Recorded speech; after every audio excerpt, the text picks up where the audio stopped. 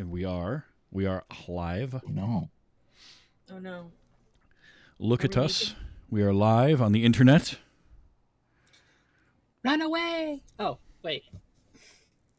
Okay. Oh, okay. Right enough. Oh. Bright enough? Yeah, you look fine. I mean, you can turn your light up if you want to, or you can just have it go bright on you or go off on you at like halfway through the show, like it did last week. Well, it's 9. Which was funny. 9 Like it a happens. spooky surprise. That was just great Nine. because it happened and your reaction was perfect. You're just like, what happened? It happens Bella? at exactly 9 p.m. Bella has been walked and now she is napping. Napping. What a life. I know. It's got to be rough. Yeah. What did It's you just- do today, Rough. Dudley? Well, I went for a walk and I took a nap. Living no, I the didn't. I dream. went for a So you're walk. missing somebody taking you for that walk and nap, right? Yeah. I'm like, oh, Living a dog's life. If only. I if prefer only. cat's life. Thank you. I guess. I'll take dogs, but cats are fine too. There's a Yeah, I hila- just there was an Cats are adorable fine. picture somebody had of a tiny, tiny kitten sleeping on top of a router because it was warm, Yeah. and it just looked so adorable. Dreadnex's cat sometimes sleeps on the router when he's hanging out, and you'll see the cat behind him Aw. sleeping. But that's like a full cat. Yeah, that happens too. Compared to a half cat. Ugh. Well, I have a cat comment to make during the show tonight because I have a cat Oh, yeah. comment to make. We'll I get know to what that. you're gonna though. say. We'll get to that. that was the highlight of Um, it. Oh boy. Not that I'm surprised. All right, no, everyone sounds good. I'm going to start Yay. the recording, and we will begin the show. So the recording has begun, and that recording. Need this up. All right, so we are going to get started in 3, 2, 1. It's not easy spending a day in the city with 2 kids around Christmas time. Even if you have taken them to a matinee and outdoor skating. I'd had to fight with them, with Danny in particular, to get them aboard the 355 back to the suburbs in time for dinner.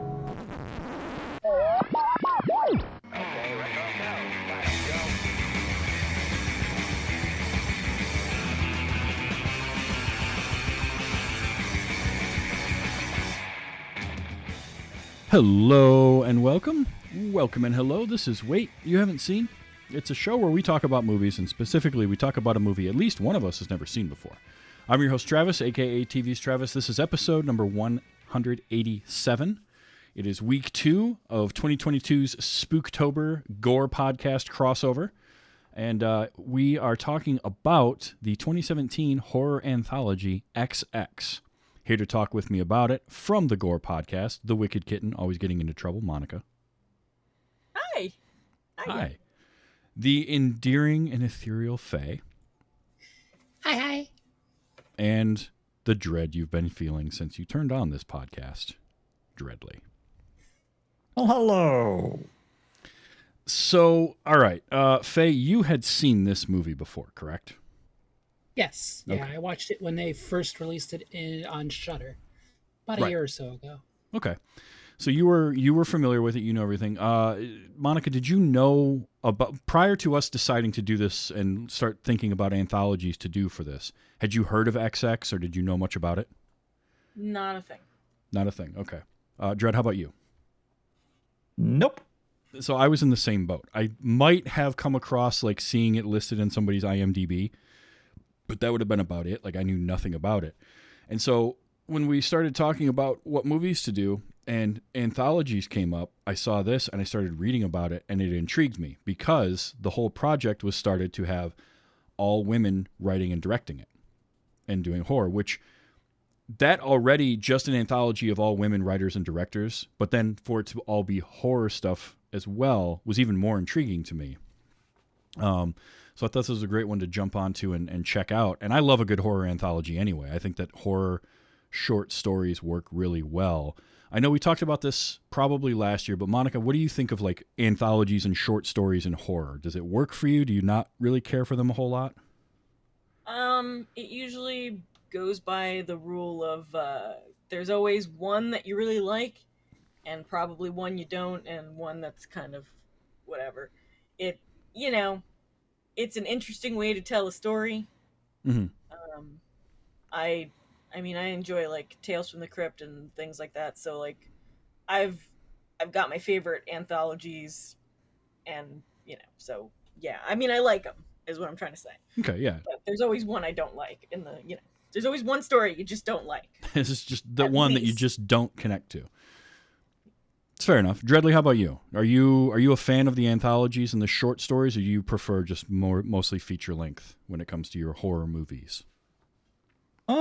I like both.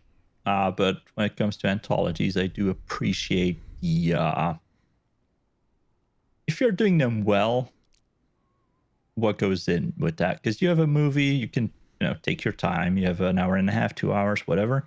Anthologies, you have like 20 minutes, if you're lucky, even with your segment, to tell your story and bring it on home, as they say. So I do appreciate them. Yeah. Okay. Faye, how about you? Are you an anthology fan, a short story fan in general? Yeah. I mean, some stories work well as short stories, and some work as longer full-featured films. It's just finding which one works as what, and doing it right. Mm-hmm. And I'm kind of the same. I think that when it comes to shorts, though, I feel like horror works better than a lot of other genres. Like, you're not going to have a lot of action-themed shorts, right? Because typically an action movie needs to have the build-up to the set piece, and the set piece is going to be long enough to be a short film on its own. But I feel like horror, for some reason, just works with that. It reminds me of like old Twilight Zone episodes and those shorts and stuff like that. Yeah. Sci-fi can do Horror a pretty good and- job of it too. I was just going to say, horror and sci-fi both contribute to good short stories. Because you can just take an idea and run with that and tell. You don't have to have the beginning, middle, and end and like a resolution and everything wrapped up in a nice, neat little bow. You can have just, here's an idea of something. Let's flesh that out enough to tell this quick story, but then leave. You don't need the context. You don't need any of that. And it kind of works. And like horror shorts, I feel like can do that because they can almost sometimes be more unsettling and more scary because you don't have to resolve anything. You don't have to necessarily have the final girl that beats the slasher. You can just have this like one segment of that whole idea in there. So I kind of like that.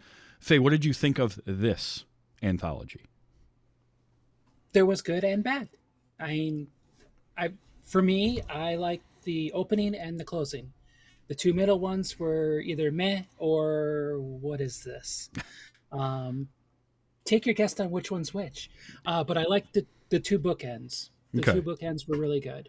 Which, typically are going to be your strongest stories you're going to do that with. You want to open strong, you want to close strong, and you throw the quote-unquote lesser stories in the middle. Whether that is true or not, it's typically what I find with a lot of anthologies. Dredd, what did you think of this collection of stories overall as an anthology? We'll dive into each one individually afterwards, but... I also like the ends, as in the credits. No.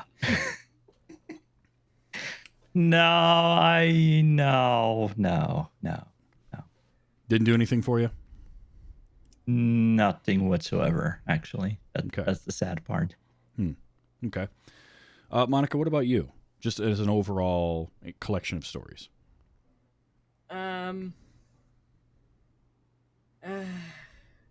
Be honest.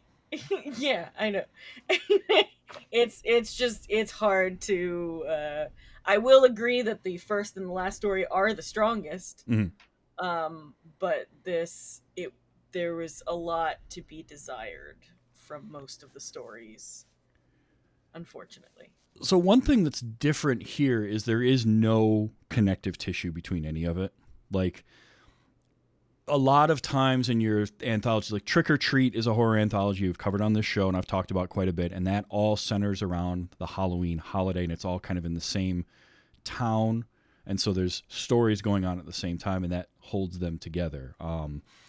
We've talked about like Creepshow and Creepshow 2 in the past, and how those, while not connected stories, they were all sort of born out of this Creepshow comic, and they sort of have that, or you usually have like a narrator, maybe like the book ending stuff. This didn't have that. This was just like literally, here's some stories, enjoy them, or not in your case. That's fine. Yeah. The only link I stop found motion was in between. Yeah. The only link I found was chicken pox. That was in 2 stories. They mentioned them. That's all. It's the chickenpox anthology. I liked this overall. It's not the strongest anthology I've seen. I've seen better collections of horror stories, but I overall enjoyed it because I would say 3 of the 4 were good little horror stories. 1 stands out as not a horror story, but I have some background as to why that may be when we'll get to. But also, I feel like the first and last stories being the strongest ones, and they had interesting premise to each of them. So overall, I enjoyed it, and I'm glad that I got to watch it. And I like this idea of let's really promote the female filmmakers, the women in film that don't get enough promotion. Antonia Bird was somebody who early on, when this project was being kicked around, was going to be involved. This goes back as far as 2012, I think. And Antonia Bird had directed a movie I love called Ravenous with Guy Pearce from 1999. And sadly, she passed away in 2013 and couldn't be a part of this project. But that's how far back it went. It took a while to get it going. But I just like this idea because I don't feel like there's enough women in those positions, in writing and directing especially.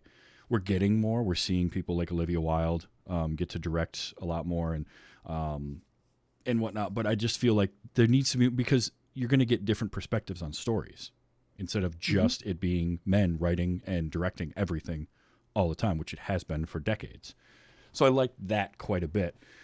But let's go story by story. We'll start with the first story in it called The Box, which is the only one of the 4 that was not an original story written just for this. It was adapted from a short story. But that one was written for the screen and directed by Jovanka Vukovic.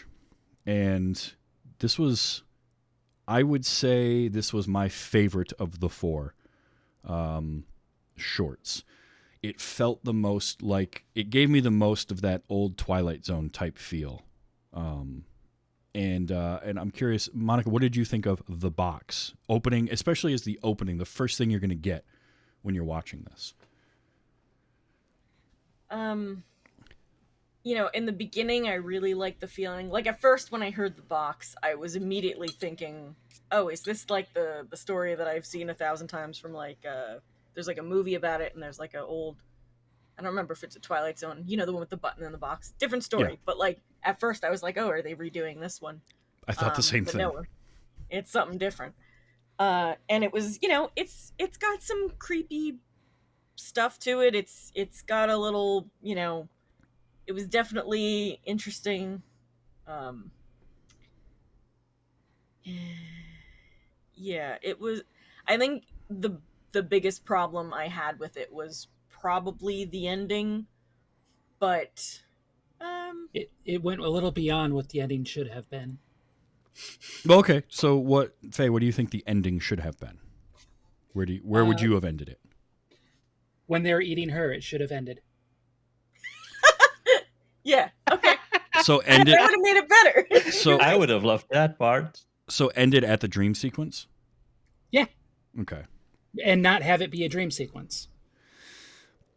I can see that, but to me, that's not as unsettling as what we got. My biggest issue with it wasn't so much how it ended; it's the fact that the timeline doesn't work. There's too much time that elapses while they're not eating anything for them to still be alive. The kid starts not eating weeks before Christmas, like a week or 2 weeks before Christmas, I think it is, maybe even 3, but he doesn't pass away until sometime in late January.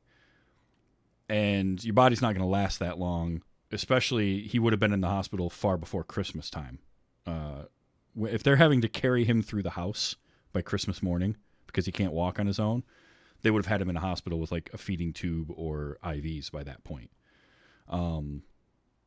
So that was my only real major issue, was that timing felt like there was too much time that elapsed before they finally succumbed to not eating anything. But Dredd, as a short, what did you think of the box? 'Cause it sounds like you didn't like any of them very much, but First of all, the timing issue is such a weird thing because it's a complete choice of them to use those days, Christmas, and then say they died then. right. You could have just and made it like 3 weeks in between, because I think it's like 3 weeks you can go without food or something. It's roughly that, yeah. Well, I'm not a doctor. So they could have just fixed that like that. It's like a non-issue that they just made. Yeah. But yeah. I'm agreeing with Monica in the sense that it started out well. Like the whole creepy dude. He has a box. Yeah, okay. The kids are creepy. Like the way they make the one kid like get skinnier and less healthy. That looked good. And then the fact that it spreads by just saying something to the sister, to the husband. Yeah. The dream sequence was cool. But then they left me hungry for more. Well said. And I mean, because the ending was just, if you do a story like that, I expect to know not everything. You don't have to explain everything. Like you said, short stories, they work that way. You have a segment in a story in a way. But if you're showing me a creepy dude, weird dude, a box, something being whispered, I would like to know something in the end. Like one of the things should be What's answered. in the box? well, and Yeah. And they That- answered nothing. yeah, and that's to my point of like it feeling like an old Twilight Zone type of story, in that a lot of those didn't tell you anything, and they would leave you with these weird out of context cliffhangers. And that's what this felt like to me, and that's why for me this was really unsettling, because you never learn what's in what the kids saw. All you see is the box open up, and the kid saw it, and immediately his face drops. By the way, those kids, both of them, phenomenal. They did an incredible job. They way out acted the mom, in my opinion. She was fine, but the kids acted circles around her. But you don't get any context of what it was. It just caused him to stop eating. And all he had to do was tell his sister and his dad something, and it was enough to stop them from eating. Now, the dream sequence is obviously the gory section of it is really well done. I thought that looked really good. But to have her, so now the mom is having that dream sequence, and then she wakes up and she still doesn't get any resolution or any kind of context as to what's going on. So it ends with her just trying to figure, she's lost her entire family. She has no idea why, and she can't find this guy either. So it's this downer of an ending. I personally liked that because it didn't give us anything, and it makes now your brain starts turning and trying to fill in the blanks and trying to create your own story, and it's making me ask questions like, well, what did the kid see? Why did it make him not want to eat food? But outside of that, he's perfectly fine. There's nothing else wrong with him. The only other thing I might have done is, instead of, like, you have the dream sequence, which is followed up by the Christmas morning where everybody's fine again. And then maybe, well, other than him being sickly. other than him being, super emaciated, but like they're all happy, and have her get confused as to what happened, and then end it there. So we don't see them pass away in the hospital. We don't get her ending monologue of like, I was looking for the guy and I couldn't find him. We just get this, everyone's sort of happy, but then she's very confused as to what's happening, what went on, and that's it. It ends. and we don't know.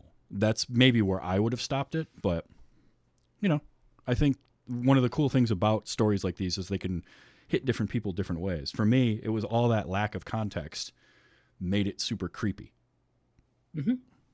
I can I see feel like that. the Twilight Zone would have given you a little twist in the end, Yeah. which you would find a dude, and he would be like, "Haha," Or and something. exactly, just like I'm not gonna spoil the box for anybody, but it's like that left me with a twist that was like, oh shit. Like that there was just something, I don't know. But I get what you're saying. It definitely did, it did leave you with those questions. So I can see how that. One positive point. I have something positive to say about the story. The food looked absolutely delicious. Boy, did Yes. it ever. Yes. So every evening. that segment, the box as a segment, looked probably the best of the four of them in terms of the way it was shot and the way it was lit. But they did such a good job making the food look appetizing, and then the sound when they were eating was very prominent without it being like that kind of overdone, almost grotesque sound of people eating. But you could tell, like, the daughter was just all into eating, and she was hungry, and like just the way they mixed the sound, I loved too. Like that was a little thing that I thought was really, really cool. So yeah, I personally think that's the best of the four. We can go over giving some sort of a ranking to the four of them depending later on, but the box for me was a very strong opening to this. At that point, Monica, when that one ended, did you feel like, okay, this was a pretty strong opening, or were you sort of like, I'm not sure how if this is going to get better or not? I felt slightly disappointed, so I was waiting to see what came next. I also I forgot to mention the kid moving the fork over the plate drove me nuts though. That was annoying. Like Also, no, when he kept saying "no, thank you," or what was it that he said? Like, no thank you, and I'm hungry. the way he said the "no, thank you," it's like, oh. Well, that yeah, and the night where they're having pizza, and the dad finally snaps and like slams the table and is trying to get the kid to eat. Look, I've been there as a parent. When I was helping raise Michael, and that kid would not want to eat, and it's frustrating. So like, maybe that's part of it, is I connected to that moment super hard where he slams on the table because he's lost. He's at his wit's end of trying to get this kid to eat, and the kid just keeps saying no thanks. And then immediately the reaction from the parent of like, oh, I've fucked up, like, and putting his hand over his mouth, and the kid starts to cry. It's rough. So like that was, I think, another thing too, is like I had a connection to that character of like, You this could is see how he was scared. That's why he was yelling. Yes. Like you could see it in his face. He was just so scared and worried for his son that he just couldn't. He couldn't keep. Yeah, I mean, like I get that. It was scary. It was, and it gave us an unsettling start, and then that takes us into segment 2, which was the birthday party. So, Dredd, what did you think of the birthday party overall? I don't know. There was a cat in it. That was fun. There was a kid dressed as a toilet for some reason. Like, did you lose a bet or something, kid? Like, there were a couple of overall, the costumes that were confusing to me. The toilet, and then I think there was like a shrimp or something. I think it was a shrimp. Yeah, Oh, that was. maybe that kid is a big fan of Amityville. It's About Time. Oh, that could be. That could be. There you go. That's it. That explains everything. I think it was. The premise was fun, and then there were a couple of fun moments, like when she falls out of the closet. I laughed at that, and then when people kept interrupting. But overall, it was also a story that just ended. Yeah. and it made you ask too many Uh. questions. Mm-hmm. So Monica, you also probably weren't a big fan of this one. And I love Melanie Linsky. I can't. She was Yeah. cute. She's great and she's funny and I love her. So I already wanted to go into this liking it. And there was a cat right in the beginning, and I just didn't. And it was just like I kept going like, why? Like, who is this? Why are they doing that? Why does she Yeah. have to hide it? What's wrong with the kid? What's going on? Is there something wrong? You know, like there were so many questions, and I'm like, oh, I bet this is gonna happen. And then I was like, it didn't happen. I'm just like, oh well, then maybe this is. You know what they're gonna do? They're gonna do. Yeah. I don't know what they're doing. I Mhm. don't And know. then the end thing came, like the end what they text. They're not credits, I guess. They're like the text. And I'm like, oh, they're going for the fun comedy ending kind of thing that completely missed the mark to me. That's like, yeah. Yeah. Faye, what were your thoughts on the birthday party? It tried to do a Weekend at Bernie's, just more surreal. Yeah, you're not wrong there. So that one was written and directed, or directed by Saint Vincent, who was credited as Annie Clark in this. She is a musician and is more known for music than she is for filmmaking. But she self-described as not a horror fan, and so making a horror short was not in her thing. So she tried to go more of the black comedy route. And I'm with you all in that it sort of didn't quite hit the mark for me. Like I get partway through, I figured out, okay, this is not like a straight horror thing, but it was all the questions, right? Like, well, okay, why did he, like, how did he die? What happened? Did he take too many pills? Is that the idea? Did he just have a massive heart attack sitting in his chair? She didn't even know he was home. Why didn't she tell anybody right away? Like, why the tension between her and I guess the maid? The Or assistant. assistant? Why was maid, the who I assistant's still think hair is, weird? Why I was still the think it's an assistant's hair android. weird? Sorry, Yeah, Why she, was at the- the beginning, she feels like an android. I agree. she's got like I- that weird hair that looks like, you know, like the fake. Yeah. I don't know, Yeah. plastic. And so did the dude that came to the door in the costume. He had hair like that. Yes. It was very, and I was like, okay, we're gonna find out these are aliens or something, right? Something like what's going on? What we're gonna find out? Like she's being held prisoner by this assistant. No, oh, Yeah, I it hate was, all these stories in my head. which are all honestly more interesting than what we got. Because it just has this weird feel. Like there's weird tension between the two of them that I don't understand why, and it's never explored. And then why is she hiding the fact that he's dead? Why doesn't she call the police or call someone To or protect let the anyone daughter, know? to protect the daughter, Or to just protect hide her. her birthday, to perceive a better image of her in the suburban. I mean, that's the only thing I could come up with. Yeah. Sure, but why didn't she leave him in the closet then? She could have just left the Yeah. body in the closet and Yeah. walked away. Instead of paying Also- $1,000 for the panda costume to then have him sit in the middle of the birthday party so Yeah. that he would get And no one discovered. asks, why is there a guy in a panda suit not moving whatsoever? He moved a little bit at the end. Why is Yeah. why is the guy that's in the panda suit that raps not rapping and moving around, and he's just sitting staring at her? It was. I didn't get that one at all. The cat thing, by the We'll have way, the- I'm sorry, but the cat thing was like, okay, that's the creepiest thing in here, because it's just a taxidermied cat that they just like at one point turn to face in a different direction and then Yes. pet the taxidermied cat, and then that's never mentioned again. apparently, it was somebody's cat, a Uh, taxidermy cat. Danny Elfman, I think, is what I read. Yeah. Yes, yes. I was Which- just like, what? Which is That's like- the coolest thing in here. it's amazing, but also it's weird to just have Yeah. like these people have a taxidermied cat in their house for reasons. Okay, sure.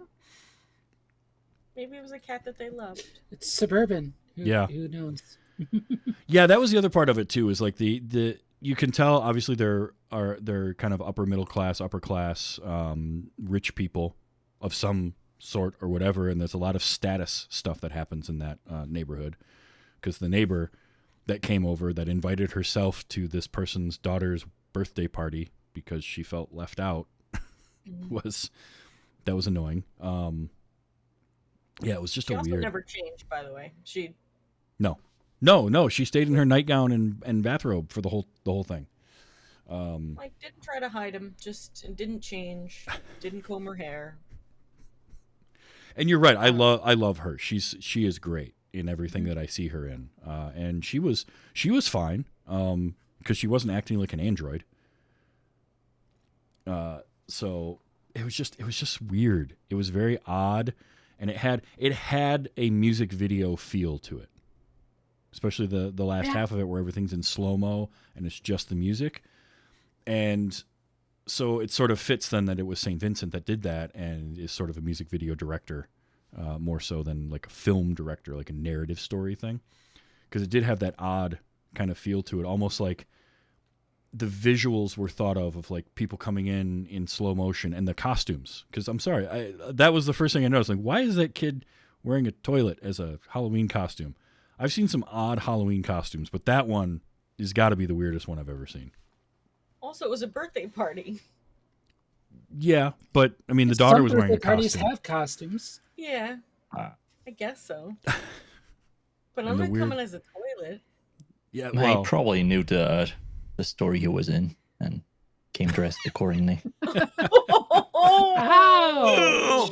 and for some reason, there was a moment where the daughter has an accident and pees in her costume, so then they have to give her a different costume. Like, I didn't understand the point of that, other than just to have. And the weird thing, Something to interrupt the mom trying to hide the body. Yeah, I just. Yeah, I kept thinking that there's something with the daughter because we never see her except her face, eyes, you know.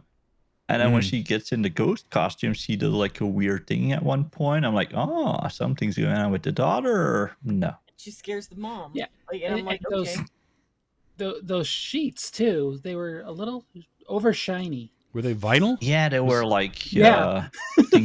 protected, Shower I curtain, think. I guess, right? Oh, you know what? They probably were those waterproof the sheets protect- for kids that wet the bed. So Could be. now they're ruined because she had to cut holes in them. Which would explain why they looked like they were made out of vinyl.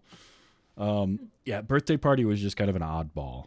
And it doesn't, because it's not really like, it's not a horror story either. Like, there wasn't, it's much more of a comedy. And so because of that, it doesn't feel like it fits with the rest of these at all to me. So, like, if I were going to cut one of them, that would be the one I would have cut.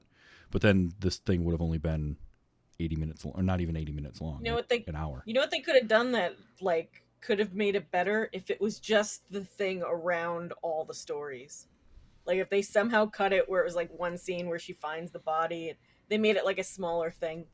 That might have worked because then we're like Use it as the in between- wraparound. Yeah, exactly. In between these scary stories, there's this funny thing of this woman trying to do a thing.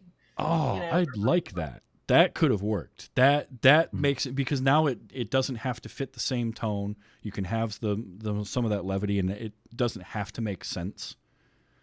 And you don't have to have those answers. There you go. That's good. I like that. We should make a movie. There. Well, and then our third story is Don't Fall. So I'm going to start with Dread on this one. What do you think of Don't Fall? Spoiler, someone fell. Yes. Oh, I'm gonna say overall this was probably the better one in the sense that it was actual horror.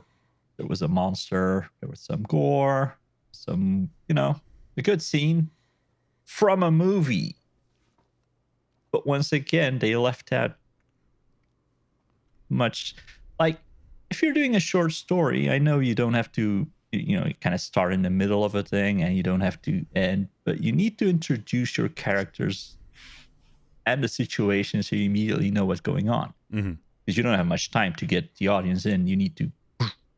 Took me like over halfway the thing before the one dude said, "Oh, that's my sister." Yeah. Oh, no, that's your sister. Cool. I don't. Why are you all there? I don't know. Yeah. So yeah, that was a bit. The effects look good though. The monster design, that looked nice. All right. The The possession. creepy movements. Yeah. And all that. Faye, what'd you think of I did Don't like that. Fall?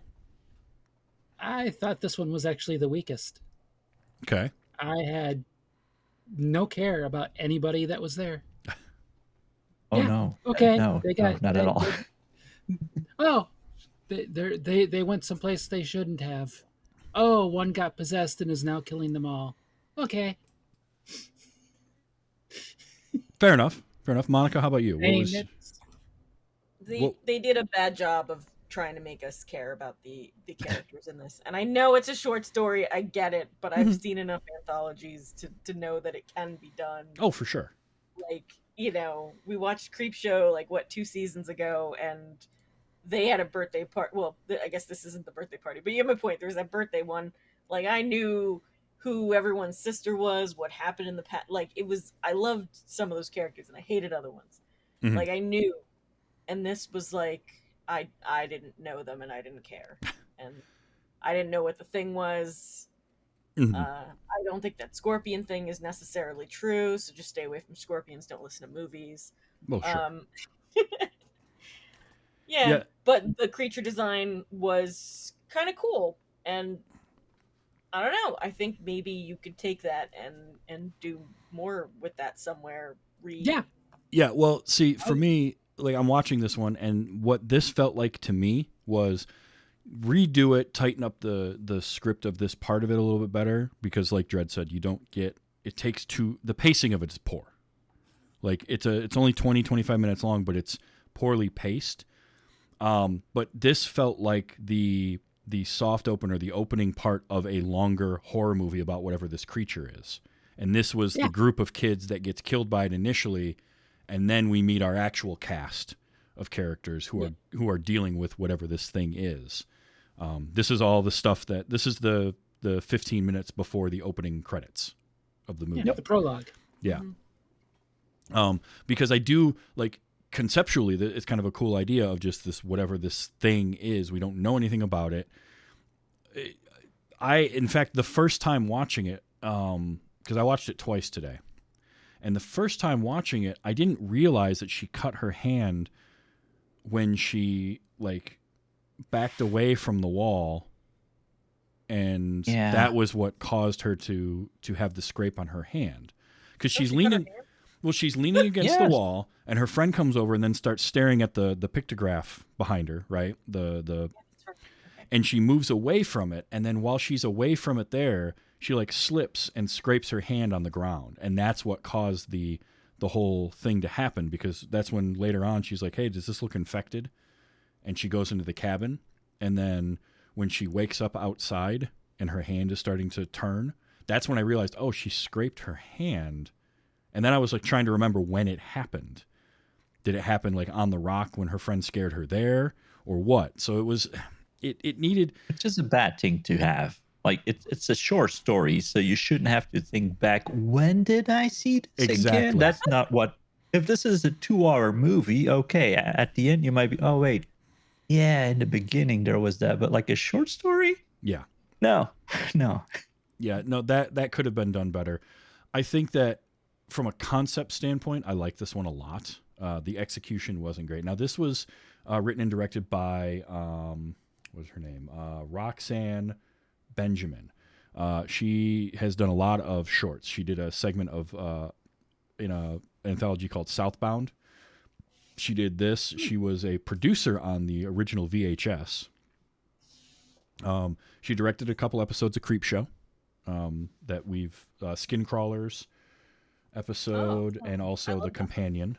She did an episode of Riverdale, an episode of Chilling Adventures of Sabrina. So like she's done a lot of this form of stuff, but this was early. This was only her second thing after Southbound. So I feel like she probably just didn't have the experience yet of kind of pacing a short to get that down. Because I agree with Dredd. Yeah, I shouldn't be wondering, when did that happen in a short? Like that should have been much more prominent. And also the scorpion thing, I get what they're going for. It's some banter to set up whatever. It's just poorly executed in my opinion. That didn't that could have been done better.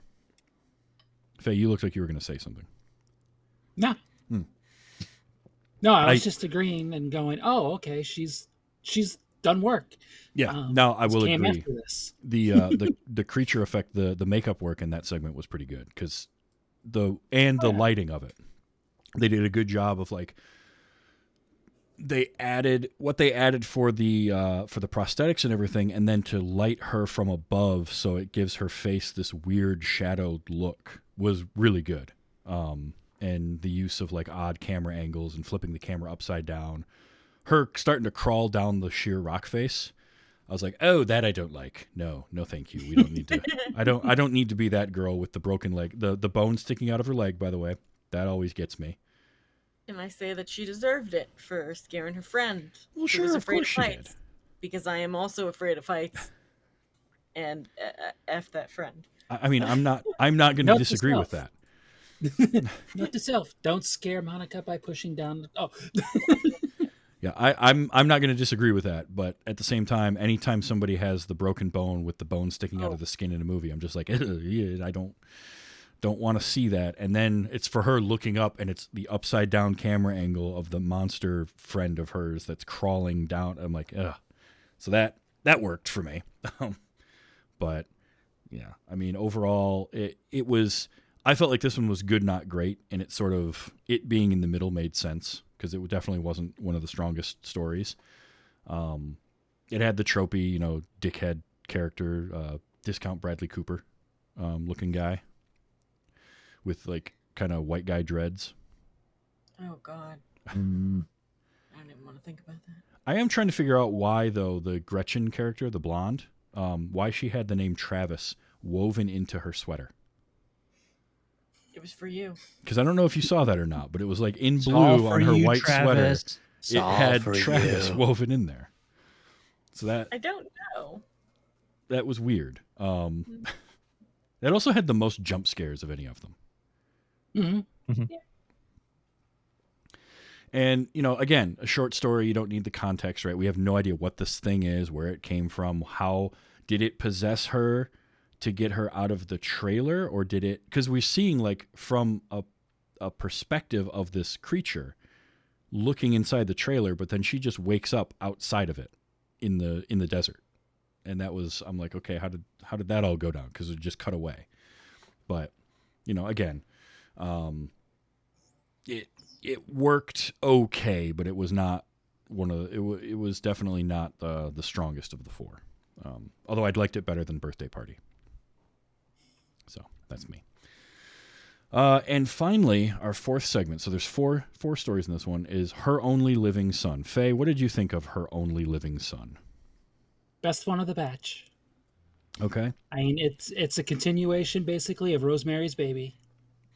I was wondering who was going to notice that. So that was a really Shouldn't surprise you. once I realized that, because at first I was kind of confused, but once I realized that, I was like, oh, okay, this is even better. So you liked this one. Yep. Also, good one to end on, like a strong story to end on. Monica, what do you think of Her Only Living Son? It was well, I'm gonna start with saying that the kid was probably like, I don't know, I really liked him as like whatever the hell he was, the teenager slash, Rosemary's Baby or whatnot. I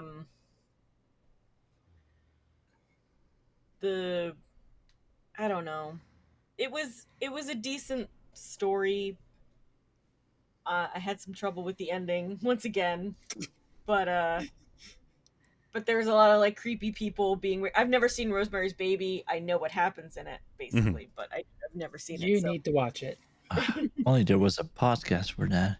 Yeah, I know. So I'm not gonna it definitely had better, structure and pacing and acting and stuff than the other ones. So I'm not gonna say anything bad about it, but I don't know. The ending was. Meh.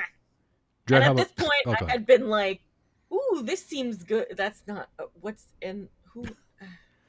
You'd Like been slowly declining let down down 3 times already. Yeah, by the time I get to the last one, I was out of energy. I just didn't.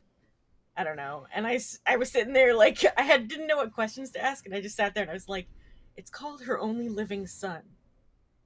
So does she have a dead son?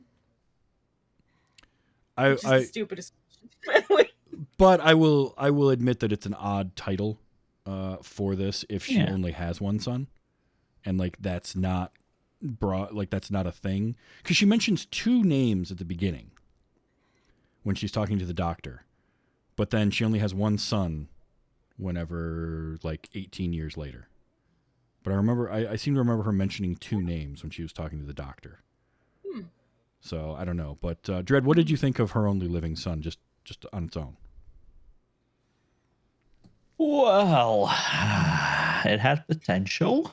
I agree with Monica that the actor that played the kid, he did a good job. He needs to cut his toenails. But His talons. We've all been teenagers. That's fine. I want some privacy for my birthday. Yeah, that happens, right? Yeah,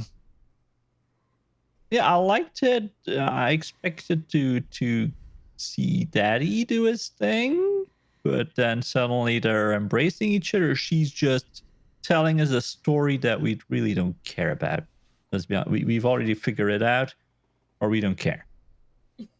Like, yeah, so she's just like telling him, why would he care? Why would it have to have any impact on him at that point in time? No. And then they suddenly start bleeding, and they then, and it ends. So and that's the thing again, like, why? Well, endings are hard. There's a reason why Monty Python's Flying Circus had continually used the "and now for something completely different," because they would just not have an ending to a sketch and just be like, well, we'll just stop here and move on. Endings are tough to do. What I liked about this was, obviously, when I figured out it's like a continuation of Rosemary's Baby, and it's sort of what happened 18 years after that. I had some very interesting questions early on. I'm like, is this kid a vampire? Is he a werewolf? What's going on here? Obviously, he's not just a kid turning 18, but it took a little while for that to get unraveled. The way that other people were reacting to him without him being around was interesting to me, because the first, like, when she comes out of the house and is getting ready to leave and the mailman rides up on his bike, that first time he just seems like a nice guy, and like a he asks her on a date, and I love the like, well, I got to try at least once a year. But it's sort of like the, there's no like pressure behind that. He's just like, I couldn't live with myself if I didn't at least ask you once a year. And she doesn't have a problem with that, and he seemed okay. But when he just showed up in her backyard while she's hanging clothes up to dry, I'm like, oh, something's not right with this dude. Like, immediately I'm getting this isn't right. And then I start to realize, oh, the way the principal and the teacher were reacting to the story of him tearing off another student's fingernails. I'm like, what the hell? I knew you would love the fingernail part. You like that. Yeah, that teacher looked very creepy, by the way. Boy, the man. Well, and you know what I'm thinking.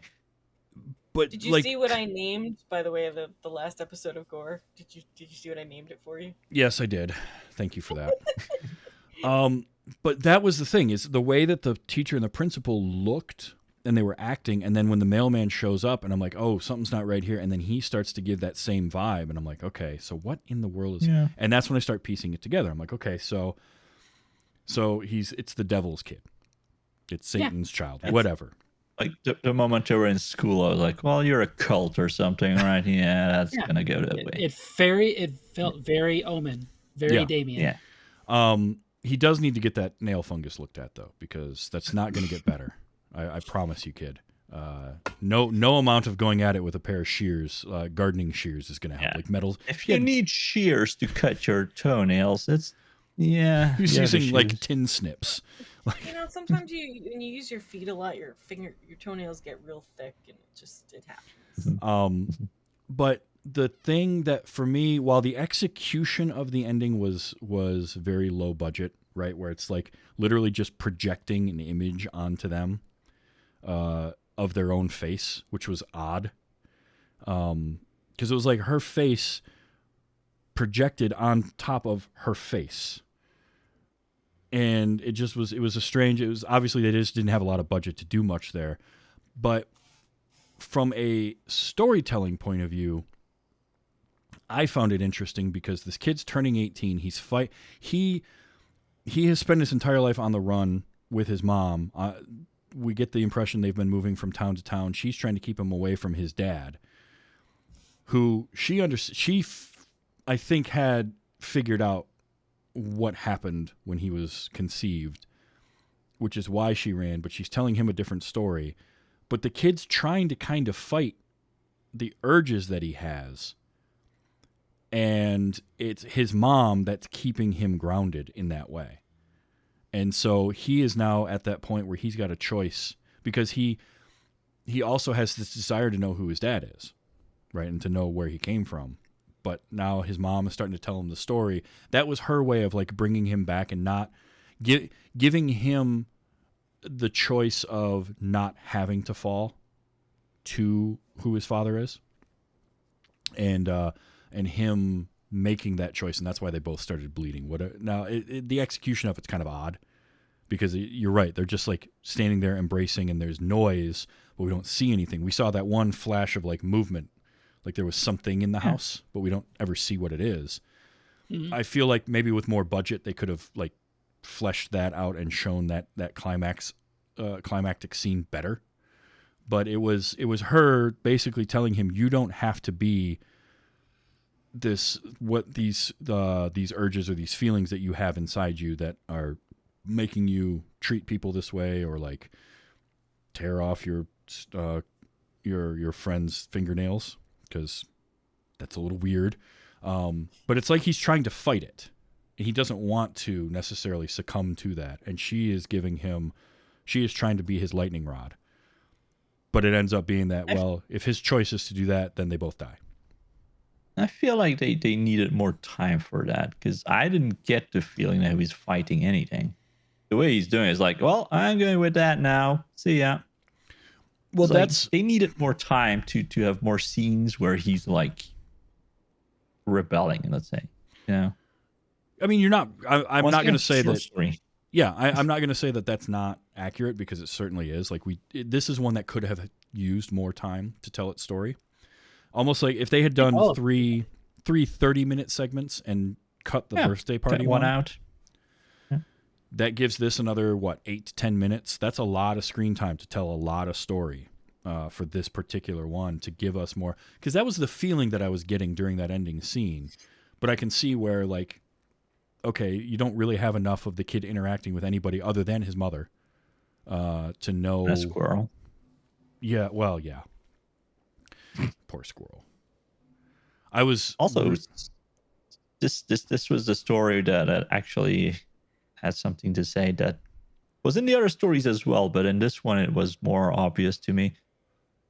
Like, they didn't have enough time, but then they waste time on certain stuff, like when they're in the garden and the mailman's there, and then they just take a shot with zooming in on the sheets and the clothes with the music rising. Yeah.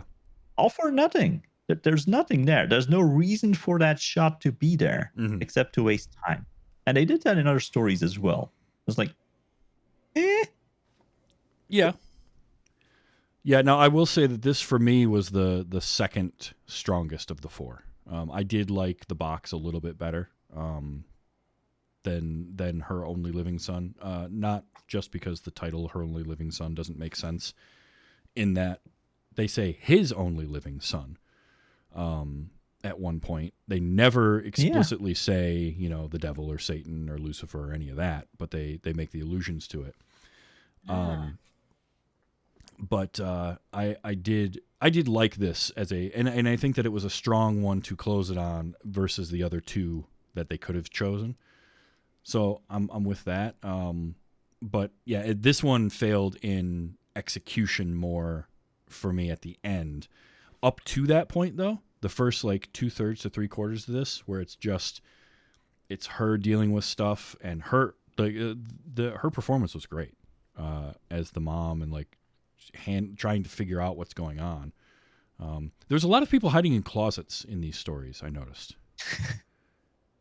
Like she hid in the closet, and the kid obviously knew she was in there, but then just leaves anyway. I don't know. It was the it was closets odd. women have to hide in life. Yeah, something. Maybe that is what what that's all about. I don't know. But yeah, I just got this feeling like basically if he couldn't have the boy, then nobody does, and he kills the boy and his mom by just making them bleed on the floor, and everyone moves on. Yeah. We end the story right there. I felt it Or was he from could have compression. just killed. Oh, you think you thought that like he crushed her? And she crushed him. It's possible. Yeah, I could see that. For me, it felt like it was whatever presence was in the house basically did it to them. That was how Well, I I read feel it. if that presence is Satan, he should have just killed the mom and took the kid. Well, Sure. but I think the idea being is that the kid had the choice, and he was deciding to stay with his mom, because at that point he could have killed her and left. He could have chosen to go, and I think that was the story. The idea behind the story was that he was choosing not to at the end because of his mother. Is how I read it. Mm-hmm. So, Well, she told him that story again, so I think it was kind of convincing to him or something. that's yeah. But yeah, that was the only part you really saw him fighting. Yeah, it is the only part where you see him fighting. I think the idea being is that it's been slowly Tempted. building and tempted for a long time, and like Like you can't. It's the devil, right? He's got all the shiny candy or whatever. Shiny Yeah. candy. Yeah. shiny candy. Yeah, you want that shiny candy. Shiny. So Did yeah, anyone go ahead. Did anyone have a reason why they kept showing us the title of the segments twice or 3 times in some cases? I was a little confused by that. Like they would Like- come off of the stop motion. By the way, the stop motion animation interstitials was awesome. I loved all of that. Like I could just watch a half hour of just whatever. Yeah. Like that was just it was gorgeous and I was unsettling. just waiting at the for a same time. Dollhouse story. Yeah, something. I think that again, like that could have been an interesting way to work that in and have that be some sort of wraparound, is to have the last story dealing with a dollhouse or something. But yeah, I just loved all that stop motion stuff. That was all done by Sophia Carrillo, and she did the titles and the stop motion parts of things, and that was just gorgeous. I loved all of that. But But yeah, yeah. it would go into it. It would say the name, and then it would start the story a little bit, then and then say it would the say the name again, and we were like, "Wait, what was the name of this story?" Yeah, I don't know why they did that. I really don't. But it didn't do it every single time, which tells me something wasn't right there. But in like 3 of the 4 stories, it was really weird. And it did that, and it did it in like a different font and different color too, because it would use the red font going into it, and then it would start, and then they would show it again in like white font, white lettering in a different font. I didn't understand that. That did confuse me. But hey, it's low budget, it's cheap, and I guess those things happen.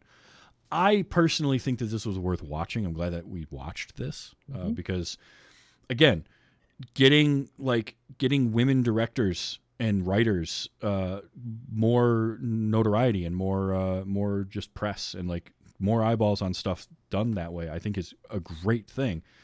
And I do think that there is some really good filmmaking talent on display here that just didn't quite execute, either because it was early in a career or maybe they didn't have enough budget or enough time to really tell the story that they wanted.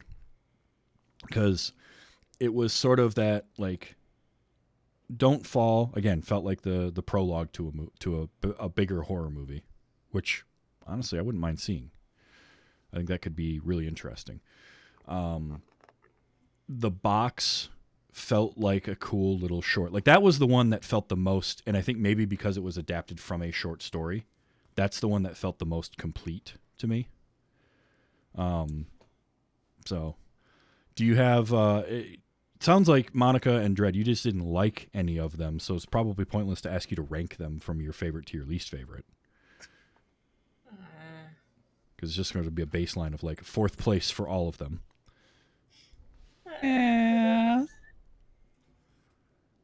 Maybe. Dredd, is there any of the four that you would watch again?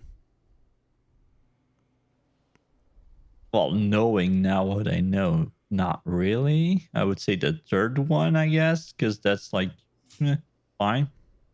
But you know, I would like to have the rest of the movie then as well, as you said.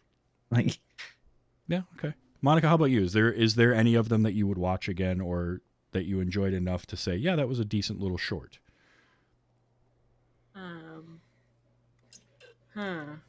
This is a hard one. Or do you think on a second watching that it would hit you differently to watch any of these again? I don't think I ever want to watch The Birthday Party again. I'll say that. Like, I definitely don't want to. If they could, like, you know, if I just fast forwarded through it, I could probably make it through this movie again.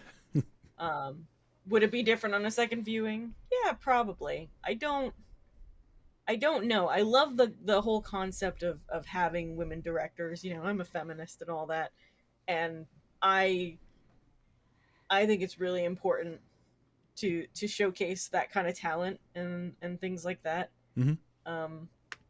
I don't know what they could have done differently. That I don't know. I looked at the, you know, like the critic score or whatever, the Rotten Tomatoes, and it's like 69% from the you know, reviewing people, Mm-hmm. whatever you call those. I can't think of the word. I just said critics, didn't I? Shut up.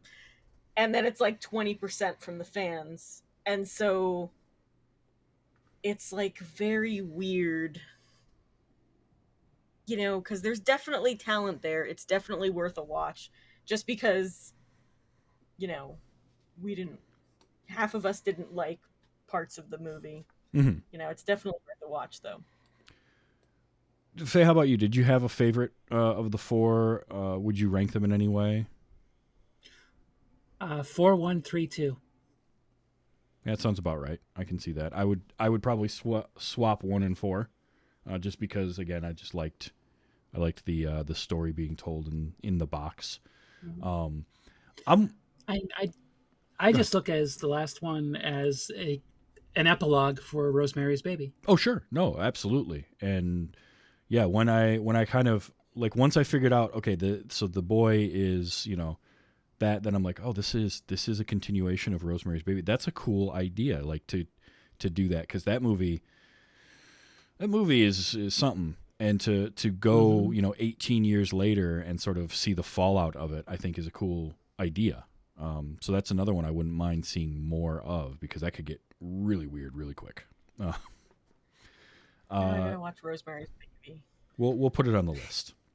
But I'm with you, Monica, in that there's talent here. Obviously, I mean, Roxanne went on to do, you know, Sabrina, Creepshow, Pretty Little Liars. Sophia Carrillo hasn't done much since this, but I just want to watch anything else she wants to stop motion animate, because that stuff was awesome. Karen Kusama, who did. She directed, which segment was hers? Hers was don't know. Karen Kusama was Her Only Living Son. She has directed Girl Fight back in 2000 with Michelle Rodriguez. She directed Aeon Flux, the movie. Ooh. The live action Aeon Flux was hers. Jennifer's Body she directed. Which is nice an underrated one. And she's done a bunch of TV stuff too. Halt and Catch Fire, Billions, The Man in the High Castle. She did a couple episodes of that. So she was kind of like the veteran of the group. And can I say Jennifer's Body is one of my like personal favorites. Just That was a movie I feel like was horribly mismarketed. oh yeah. Mhm. That was Very definitely much. way earlier in I'm not saying things are much better now, but like I feel like it suffered for, having the leading ladies that it did, which were fantastic and wonderful and I loved, of course, but Mhm. people looked at them a certain way and it was just such a I wish I had seen it earlier in my life. I didn't see it until probably like, the 2010s or 20 something like that. Just wanted to point that out that I love that movie. Yeah, no, We'll be doing that on Gore. that's a strong title, and that's where Karen Kusama she's the veteran of the group. She's had the most, like Saint Vincent. It was a segment. It was my least favorite. The birthday party just didn't land because it felt out of place. It didn't feel like a horror story, even a horror black comedy. It just didn't quite have that. Weekend at Bernie's is a pretty close approximation of what's going on there. Much more than any horror thing. The other three at least were horror of some kind, whether it's psychological horror or supernatural horror or a monster feature. So there's that. And then Jovanka Vukovic had done a couple of shorts. This Riot Girls was one she did in 2019, and some TV stuff. She was the one that directed, adapted the story, and then directed the box.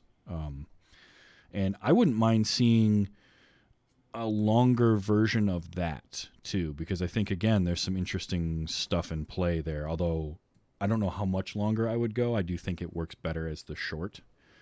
But you could play a lot more with her spiraling out of control and her dreams, because that dream sequence was unsettling and effective.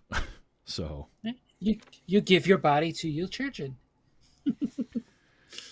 yeah, because I mean, you could really stretch that out and have a lot more in terms of like the marriage and their butting heads, because like they have one argument, and the argument consists of how can you eat while our children are starving, and that was it. Like, again, you could go more into that. So for me, I enjoyed. Like, I didn't hate any of these. It's not my favorite anthology. I will say that. Like, could I watch them again? 3 of the 4, yes. And I'd be fine with that. It's not gonna rank high in terms of anthologies, because I do think stuff like Creepshow, Tales from the Dark Side, Body Trick or Bags. Treat, Body Bags, my all God, of those. All of Also, those feel better like, to me. most of aside from the lady that you said, Jennifer's Body, like they were all pretty new and fresh and stuff, and Mhm. like a lot of the anthologies that we love are like these veteran horror Yeah. people who have done like a bunch of stuff, and so like of course we're gonna like that. It's gonna be more fleshed out and whatnot, so Sure. I give it that extra little. Well, they should just make an XX2 Honestly, and show us what they've learned. I honestly want to see more projects like this, though. Like, give me more stuff that is sort of an incubator for these younger filmmakers. And if you want to make it continuously just women filmmakers, I'm all for that. Yeah. And do a little bit of like, maybe do another one, but bring back a couple of them that did this first one and get a couple new people in there. Yeah. And sort of see how it goes. Maybe just go for 3 stories and let them be about a half hour each instead of 4. I feel like 3 is good pacing too. 3 to 4 is about the most. My only problem with like the first Creepshow is I think it was 5 segments, and that got, by the end of it, you almost forget what the first one was. Is there 5? I want to say maybe that was the second Creepshow that had 5. One of them had like 4 or 5. I think the second one was only 3, but there was the outside. Maybe that's what I'm thinking of. I don't, but I like 3 strong, or because this was 3 strong stories in that fourth one. That 20-minute time frame is just enough to be able to tell the story, but I feel like you go closer to 25 minutes and add in your wraparounds, and you can just get a little bit more in there. So that's me though. But I think this is a cool concept and a cool idea that I want to see more of these kinds of things. And I also think we need more women directing and writing horror. Period. Yeah. Because Agreed. Oh, you know, like that's another thing. Like we got the Creep Show. Back in the day, we used to have we had Tales from the Crypt, and there was the other show that was something else like that. And we need more horror anthology shows, because that's another place where you can show your chops in one little episode. Yeah. And that's your own episode to do with whatever. So that would be another good place, like a stepping stone for. And I know Creepshow is back and doing the thing on whatever AMC Shudder type stuff, which is great. But there's not a lot. I guess I don't know if that I would lump like American Horror Story into that, even though it's an anthology series. It's like a season as a story. Didn't they do that new spin-off thingy? Wasn't that more American Horror Stories? Yeah, Yeah, there's that. Which are each episode is its own thing. Yeah. okay? Each episode. Yeah. Oh, that's I- interesting. There's also the Cabinet of Curiosities coming soon, which is a bit like this. I'm looking forward to that. That looks like. But Oh isn't yeah. Isn't that all Guillermo, or is that? He's presenting it. I think it's kind of he's going to be producing and maybe directing one of the segments, but I'm They gonna might guess be- the Lovecraft one. 'Cause he really wants to make one of those. yeah, he does. Let it Yeah, make he them, really wants to damn it. make Lovecraft. So, guy, for me, thank you for putting yourself through this and watching it. Okay, here's a question. Okay, Monica and Dredd especially, you didn't like this a whole lot, but did you like it better than The Host? Because that's sort of my bar. Actually, yeah. He did it. I'm gonna say the host actually went up a notch. Be happy. Oh. Honestly, that does kind of make me happy because I like The Host so much. I mean, they're still far below Sky Sharks. Now, Well, there's no accounting for taste. But thank you for watching it and checking it out, because it is fun to do these horror anthologies and anthologies in general. But horror, like I said, horror and sci-fi seem to just lend themselves to short stories so well. And you just see anthologies with horror stories get made into either films or series. So it's a lot of fun, and it's always fun to talk and get the different perspectives, because I looked at things very differently from the way that that you did, Dredd or Monica. Did you watch it together, the two of you, or did you Yes. watch them? You did. Okay, so that I think can play into it too. I do wonder, had you watched it separately, if it would have hit any different or not, because I watched it It by would have myself. worse. Now at least they Definitely would have could been make worse fun of for things him, while Monica was there. He I was alone. He was losing blood from his eyes, or something. Me, I think while watching it, I was way more disappointed than I probably talked about on the show, because once I think over stuff, my opinion, my first reactionary is not always what ends up being. Sometimes it just takes me time to process it. Yeah. Even talking about it with you, I'm like, you know what? That first story, maybe I give it a little bit more, and the last story, maybe I give it even I don't know. That's No. the other part of talking to people, because you all watch something, you all have your opinions, and even yours, you guys liking it affected how I felt about it. Well, that's one of the things I like about doing this show, is getting an initial reaction, but also the chance to kind of reflect on a thing. Like when you watch it and don't like it, well, now let's talk about it and let's figure out, tell me what it is you didn't like about it. And I'm not going to sit here and try to convince you that you should like it, but I'm going to give you the reasons why I thought of it this way and listen to yours, because like both of you brought up good points that are very, very true of like, well, there's stuff they could have done better. And you're absolutely right. There are definitely parts of that could have been done a lot better. And the ending executions were the weakest of all of it. Like even the two really good stories, the endings were just sort of like meh. Mhm. And some of that, again, budgetary. Some of it is like writing an ending is hard. I wrote meh in one of my notes. Meh. I also wrote Perfect. down like a list of women-directed horror that I really like. A tiny little list. Yeah. What's some of that? Let us know. So we covered Saint Maud on our show, which I Mhm. really like. But Yep. Faye didn't like that one, but that's fine. You know. You know. It was like, meh. It's like this. Yeah, exactly. So the Babadook, A Okay. Girl Walks Home Alone at Night, Revenge, Prevenge, and all the Fear Street movies, by the way. Fear Street was good. Revenge and Prevenge are very interesting. They're on Shudder. Wow, yeah, that's some crazy stuff right there. Those two movies, but yeah, All right. and it's I did capture a couple of clips. This was not a clippable thing. There wasn't a lot of, because there's not there like the birthday party was the most humorous of it, but there wasn't even unintentional humor in a lot of them.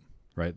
Nothing was campy, nothing was cheesy except for that one, which ironically is the only one I didn't get an audio clip from.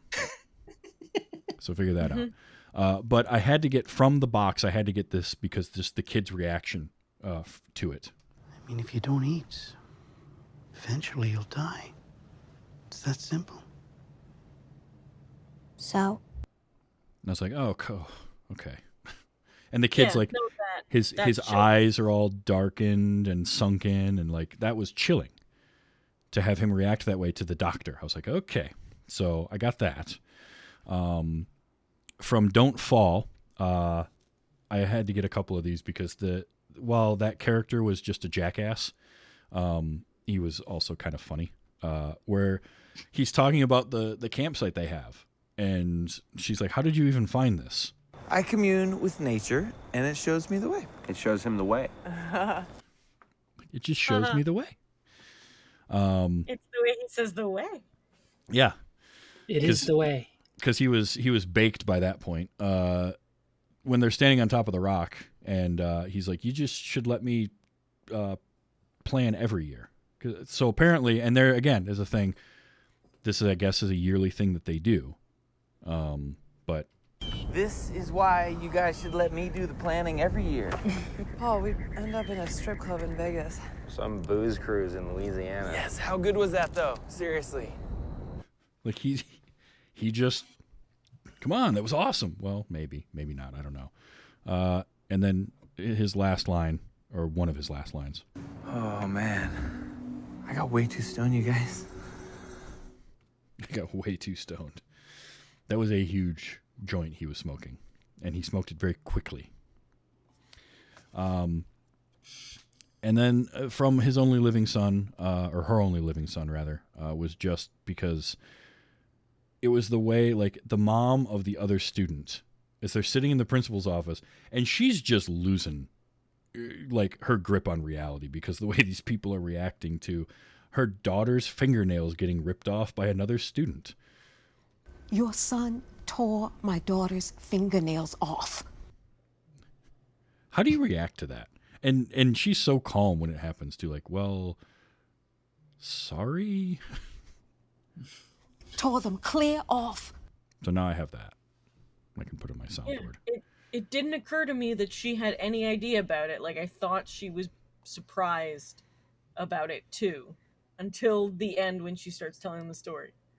I thought she was finding out with us that her son was this thing. Mm-hmm. And I'm like, okay, so that's the twist. I'll give you got me there. Yeah. That's why she had those nightmares. Reliving the past. Yep. Tore them clear off. So tore him clear off. I like that's you just finished it. So that was XX, a horror anthology from 2017. I mean, I'm gonna give it I enjoyed it, but it definitely isn't one of the best horror anthologies I've seen. When it was good though, it was very creepy and very effective. It's just that some of it didn't get executed that well, and the birthday party thing, that whole segment just kind of, I'm glad they did it second and not third. That would have been, because if you could imagine having the creepy kids in the box and then the monsters, and then all of a sudden you get this birthday party one that feels completely out of place. The fourth segment has no chance at that point. So at least they structured it as best they could, but I would have cut that one completely out. Or used it as the wrapper. Yeah, or Monica's idea of making that be the wraparound. That's brilliant. You win this week. That's kind of my... See, if there had been more women directors and writers in horror and stuff like that, like, I would have taken my writing more seriously instead of hiding it away until I did a horror podcast. Yeah. Keep you up at night. So next week we're going the route of horror comedy / horror comedy musical this year with Repo, the Genetic Opera. Well, one of the three of you is excited about that. I love Repo. I have never seen it before, so this will be my first time seeing it. Film sacked, right? I believe remember. so.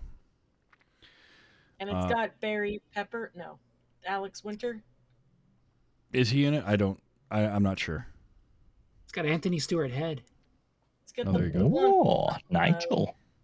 Bill and Yes. Ted's. Okay. Bill. Well, I'm excited to watch it because I have never seen it, and I hear that it's a lot of fun, and I know, Faye, you like it, and you've talked about it before, so I'm looking forward to that. So that's what we're covering next week as we continue the gore takeover month of October.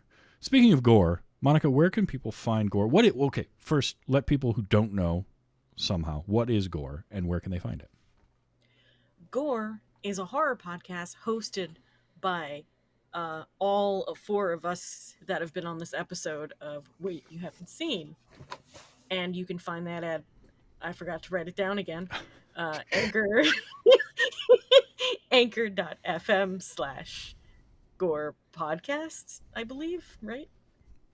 Somebody Podcast? make that Question for mark? me. Yeah. We'll fix it in post. It's fine. I'm pretty sure that's it. Or you can follow us on Twitter at Gore Podcast, and there's links all over that. Excellent. It's a lot of fun. We have a new episode coming out next week, right? Yes, and since somebody guessed it, we can say what it is. Go But ahead. We covered the stuff. Mm-hmm. The The 80s, stuff. the stuff. Boy, that was something else. It was fun though. We have a lot of fun doing that show. So that's the next episode of Gore, a podcast to keep you up at night. Excellent. Well, thank you, all three of you, for being here this week. This was fun. I do typically want people to like the movies that I make them watch for the first time, but obviously it's not always going to happen. I'm glad that you did watch it. I had a good conversation about it, and that's really the important part, is we were able to have a good conversation over all of it. So thank you for that. If you want to check out Wait You Haven't Seen and listen to it recorded live, you can do that Sunday nights, 8 p.m. Eastern Time at twitch.tv/tvstravis. The show comes out on Wednesdays wherever you get your podcasts, or at tvstravis.com. You can also, through tvstravis.com, go to the support page. This show now has a Patreon, and for as little as $1 an episode, you can help support the show and get some extra behind the scenes stuff or extra movie reviews that I will be doing that are Patreon exclusive. So definitely check that out. That's also patreon.com/WYHS. So until next week, and Repo, the Genetic Opera, for Monica, for Dread, and for Faye, I'm Travis saying, remember, enjoy your movies, and yeah, this has been Wait You Haven't Seen.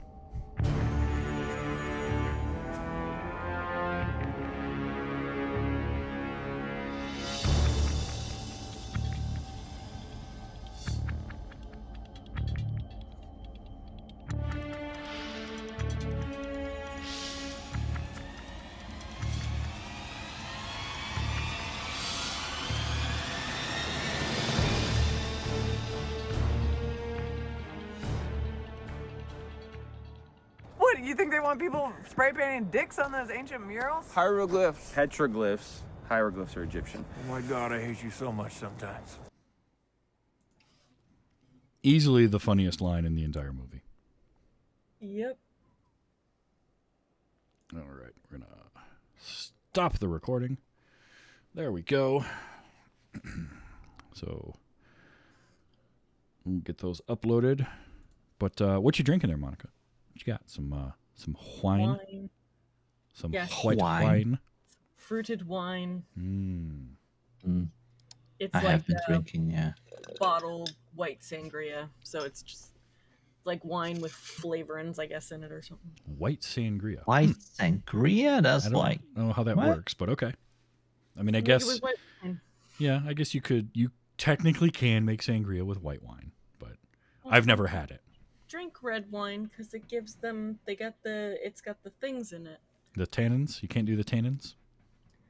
I can't remember what it is. It's not me specifically, but like my stepmother can't do red wine because it gives her like something. Like it's something with her head. Me, it gives me headaches. But I've been told. Oh, Amy says she makes a mean white sangria. See? Well, we're waiting. Oh, all of a We're sudden now waiting. it's respected because Amy says it. I see how it is. I have just Thank you, never Amy. had it. I've never heard of white sangria. I have always heard of sangria as red wine with fruit in it. So See, Yeah. it lived closer. Well, and it wasn't Like- a pandemic still going on. There was this brunch place we went to a few times in New York with my brother, Mhm. and it's got all different kinds of sangria, but like not just red or white, but like flavored. Oh my god, it's Interesting. so great, and it's all you can drink, or at least it was. I'm all you just can drink. gonna guess that white sangria is gonna make you the hated subject of Spanish people, like pineapple on pizza for the Italians. Not. Stop it. I figured the Spanish already hate me, so why stop there? Yeah. Specifically the Spanish. See, No, I I'm have no keeping idea. it simple. I'm just drinking pure rum, which might have been a bit much today, but I blame the movie. That's why you went to. Just wait to the next one. It's a nice that's a nice cup you got there though. No, I can already tell that I will enjoy. Thank you, the Ducky. more Ducky is not here, but still, than, thank you. than this one, only because like it seems like fun. You know what I mean? Like a funny. I'm It's hoping. not really funny. It's not a comedy at all. So then why is it the comedy?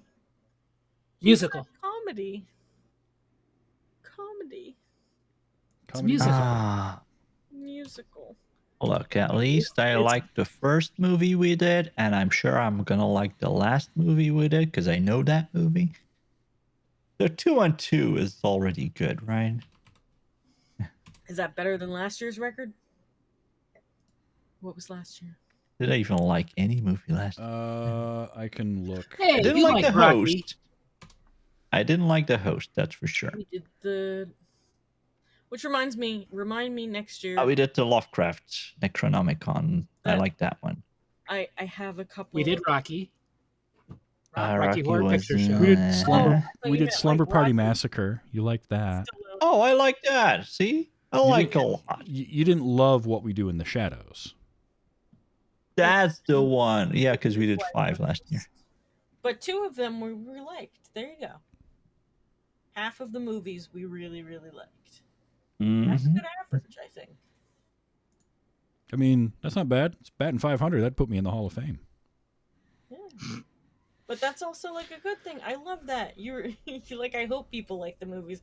I like when people don't like the movies that I Well, like. I don't want to like, and when I say that, it's like I don't want to show you a movie and have you hate it, but at the same time, it can make for interesting conversation, and we're able to have the Yeah. conversation, and so I like that at the very least. I had more fun discussing this with you guys than watching it. Sure. I mean, look, I watched a few weeks ago. I watched the Karate Kid animated series to talk about it on a podcast.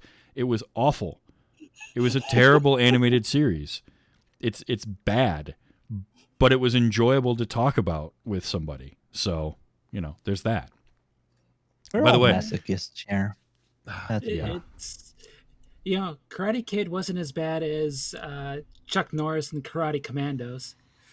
I mean, that one makes more sense in that at least it's just Chuck Norris and ridiculousness. This was like the Karate Kid. It's Daniel, and Mr. Miyagi and some random girl that they meet at the beginning of this series, traveling the world looking for a freaking like idol that they always. They'll be somewhere and they'll almost get it, and then it will float away, or it will go down the river, or whatever it is, and then they gotta go on to the next place. They could have just continued what they were doing in the Karate Kid movies. and You that would would've been think. fine. You would think that they could have done that, but no. Well, they did that with the show, and the show is amazing. Go watch the show. Cobra Kai it's phenomenal. It'll flip your favorite series of movies on its ear and make you like something completely new. You have no idea yet. Because trust me, when I heard about it, I'm like, I'm not gonna like this. It happened. Hey, look at that. I'm not gonna like this, and Yep. I love it. 9:30. I changed it to 9:30, so it didn't do it during the show, and then you're all like,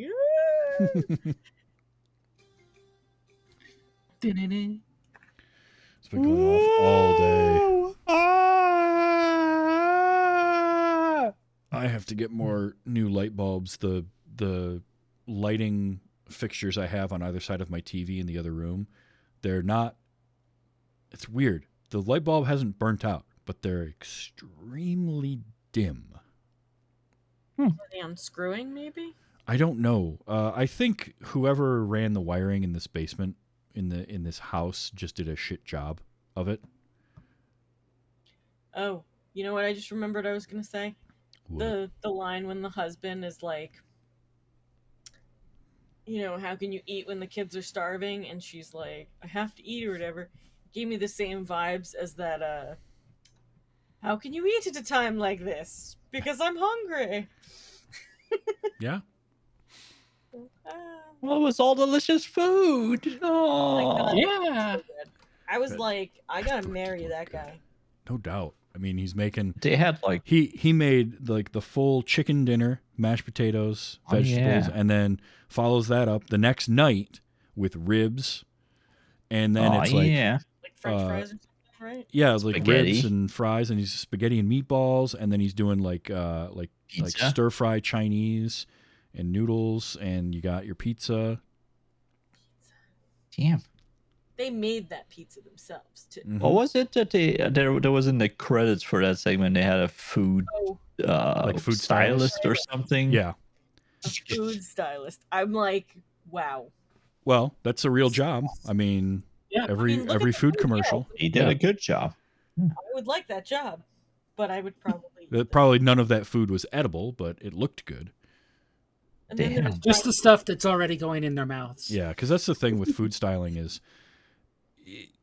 most like if it's food styling for like a food magazine or a food show, then yeah, all of that's edible. But the stuff for commercials is awful, where they're like gluing individual sesame seeds onto the bun of a Oh, Burger yeah. King hamburger, and using Feel like like the glue and McDonald's stuff. stuff or something. yeah, ugh.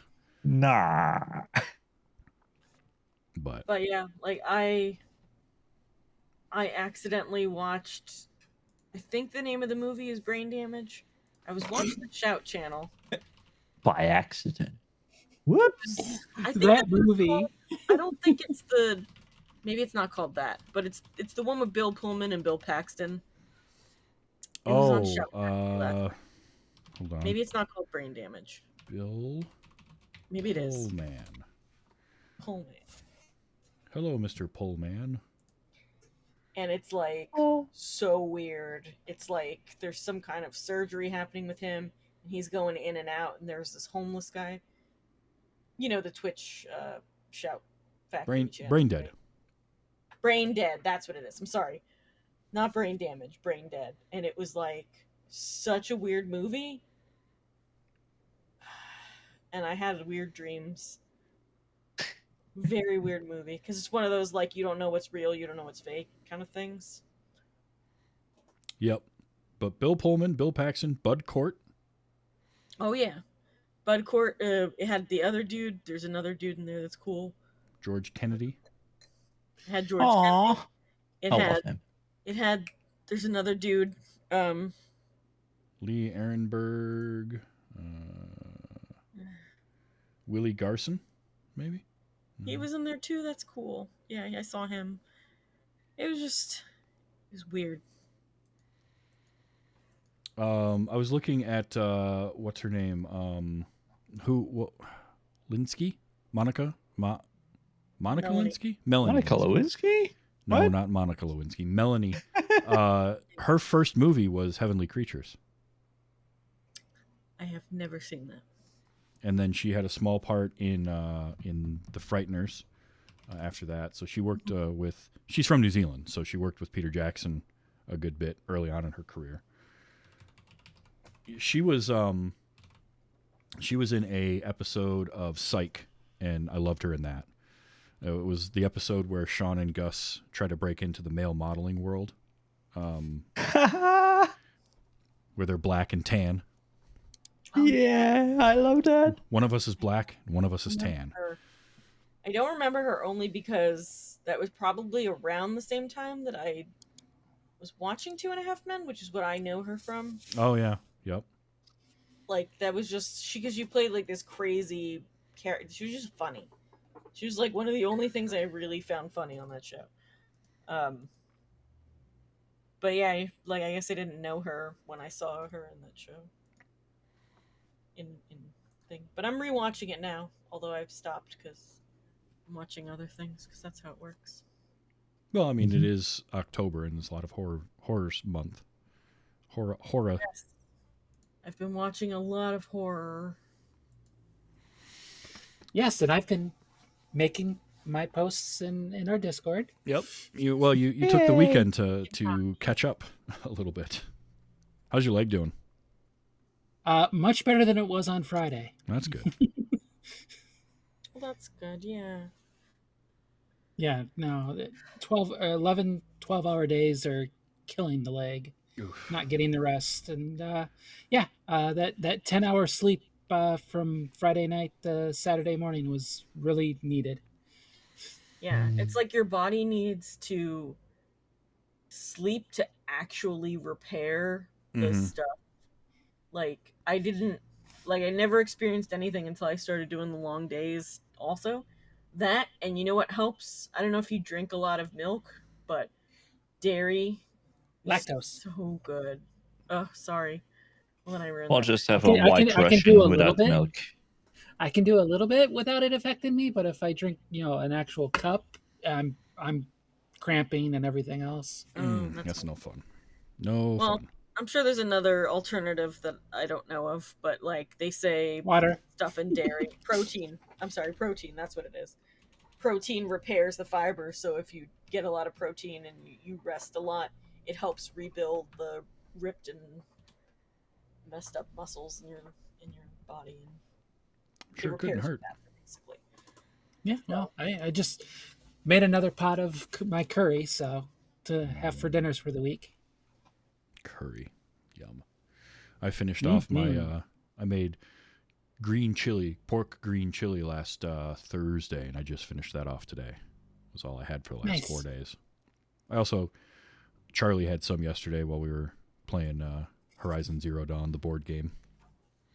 Nice. Glad you guys were able to do something. Yeah. But I just want to make more chili now because it was good. Yeah, make some curry instead. Well, how about Travis make chili, Faye has curry, and I'll just come eat both. There you go. Yeah, come. Travel over the pond. It's worth it. What about me? It'll be really worth it for the curry. Well, on his way here, Well, I he don't stops know. and picks you up. Make something? Then you can come here and have... Travis's idea was better. Just grab her on the way here. Yeah, there you go. I'll probably, I don't know. Do you have, I guess you guys have airports. What? Wait a Yeah, minute. I drive to one every day. I absolutely have an airport. Well, I know We have you an have international multiple airport. ones. Okay.